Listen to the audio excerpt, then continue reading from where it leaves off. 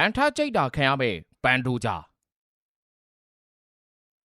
ဗန်နဲ့ပန်ဒိုဂျာမကြည်ပွဲကလာမယ့်စက်တင်ဘာလအတွင်းမှာခံစားခွင့်ရတော့မယ် UFC 331ရဲ့ခေါင်းပွဲဖြစ်ဗန်နဲ့ပန်ဒိုဂျာက Flyweight တန်းချန်ပီယံကပတ်လူပွဲထိုးသက်သွားမှာဖြစ်ပါတယ်ပန်ဒိုဂျာကဗန်ကြောင့်နာကျင်ခံစားပြီးနောက်စိတ်ကြယောဂရသွားသလိုပဲဗန်ကိုအဆက်မပြတ်တိုက်ခိုက်လို့နေပါတယ်ဗန်ကလည်းငြိမ်မနေပါဘူးတက်စရိုတိုင်ယာနဲ့ပွဲပြီးကလေးကဂျော်ချဗန်ကပန်ဒိုဂျာကိုနွားနို့တောက်ခိုင်းနေတာပါဘာလို့များပန်ဒိုဂျာကိုဗန်ကနွားနို့ခဏခဏတောက်ခိုင်းနေရတာလဲပန်ဒိုဂျာကိုဗန်ကအဲ့လိုမျိုး trash talk တွေမပြောချင်ပါဘူးဒါပေမဲ့ပန်ဒိုဂျာကဗန်ကိုတောက်လျှောက်လေးတိုက်နေတော့လဲဗန်ဘက်ကပြန်ပြီးတော့လေးတိုက်ပေးရတာဖြစ်ပါတယ်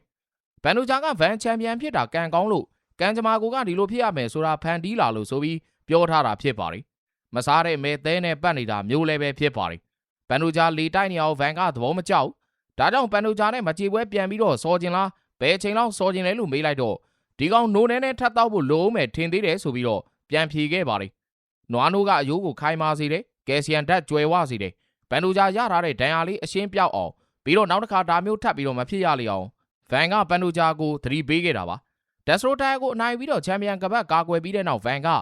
ကျွန်တော်နဲ့ထိုးပြီး3လလောက်ကြာတော့အင်တာဗျူးမှာသူလက်မောင်းကြွက်သားနားနေတယ်ဆိုပြီးတော့ရှောက်ပြောပါတယ်အဲ့တော့သူဘာတွေဖြစ်နေလဲကျွန်တော်နားမလဲပါဘူးမနေ့ကတော့သူ့ကိုတွေ့ပါသေးတယ်ကျွန်တော်ဘောဘာအမုန်းတရားမှမရှိသလိုပါပဲကျွန်တော်သူ့ကိုစကားပြောတယ်လက်ဆွဲနှုတ်ဆက်တယ်ဒါမဲ့သူ့ခေါင်းထဲဘာတွေတွေးနေလဲဆိုတော့ကျွန်တော်လည်းမသိဘူးလို့ပြောခဲ့ပါတယ်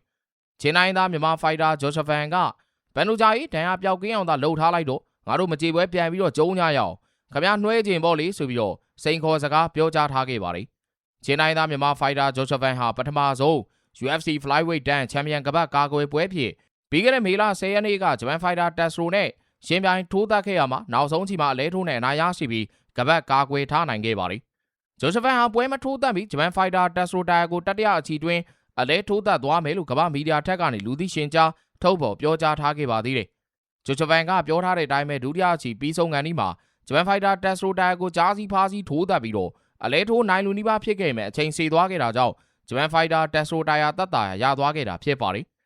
ဒါပေမဲ့ဂျိုးချဗန်ကကျန်တဲ့ချီတွေမှာလည်းဂျပန်ဖိုက်တာတက်စရိုကိုလက်ရည်သားနဲ့အစည်းထိုးသက်နိုင်ခဲ့ပြီးတော့နောက်ဆုံး9ချီမြောက်မှာအလဲထိုးပြီးတော့ချန်ပီယံကပတ်ကိုကာကွယ်နိုင်ခဲ့တာလည်းပဲဖြစ်ပါတယ်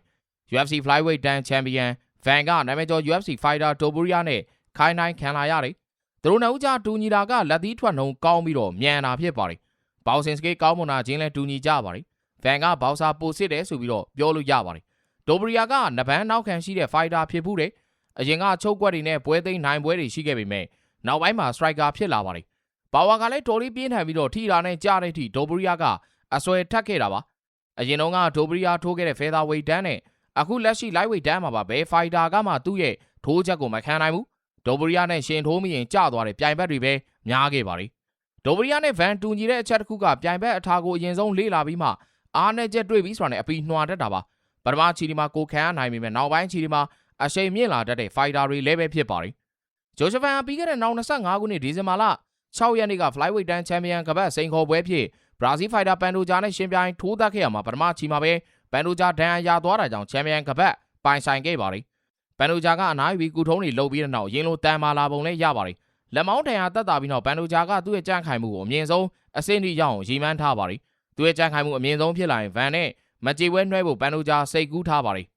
ပန်ဒိုဂျာဆိုတဲ့ဘဲကဗန်နောက်တစ်ခါထပ်ကြိတ်မှဗဇက်ပိတ်မဲ့ပုံပါပဲ